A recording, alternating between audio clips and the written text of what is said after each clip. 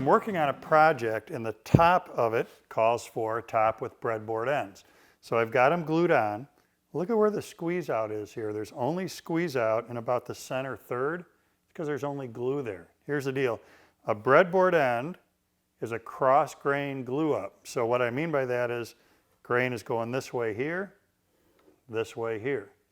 If I glue these together throughout the length of that breadboard end, eventually the field, as it tries to expand and contract, is going to crack. So instead, what you do is you only glue it in approximately the center third, and then from here, the top can expand and contract.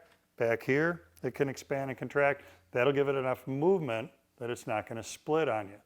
Now, it's a pretty interesting phenomenon that the day I build these things, I get it set up so that the end of the breadboard end is even with the edge of the field. But looking at this tool chest I have over here, it's made out of the same material. This is ponderosa pine, built about 15 years ago. And if you look right here, because there's a little discrepancy between the end grain and the long grain.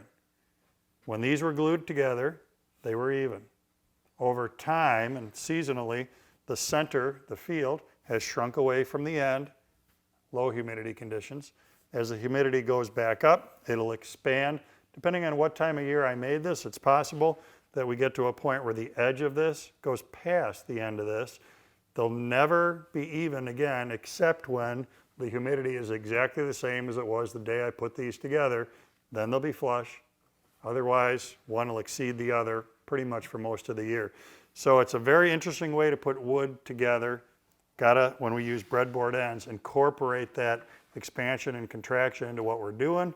Only glue the center third, let the field expand and contract from there. That way you won't get big cracks in this. Just got to be ready for that idea that they're going to be misaligned for portions of the year.